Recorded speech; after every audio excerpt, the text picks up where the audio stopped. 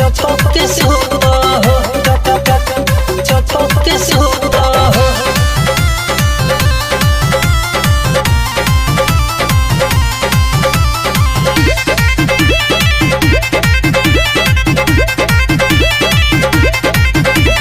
राजा रजाई से ना जाई जाड़ तनी चपक के सूता हो। हे राजा रजाई से ना जाई जाड़ तनी चपक के सूता हो, चपक के सूता हो। हे राजा चपक के सूता हो। हे राजा रजाई से ना जाई जाड़ तनी चपक के सूता हो। हे राजा रजाई से ना जाई जाड़ तनी चपक के सूता हो, चपक के सूता हो, चपक के सूता हो। Music by Aman Rao.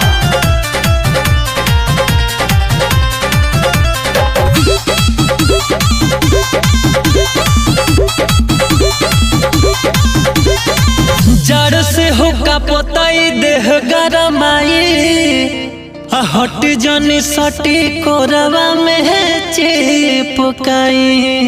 हा प्यार के हो अगिया पिया तू जरावा, देर जदि करब तो कुछ हो जाई।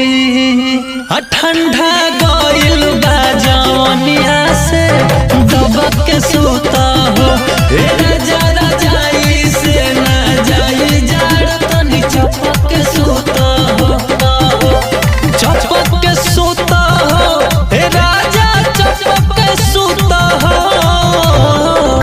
हे राजा रजाई से ना जाई जाड़ तनी चपक के सूता हो। हे राजा रजाई से ना जाई जाड़ तनी चपक के सूता हो, चपक के सूता हो, चपक के सूता हो।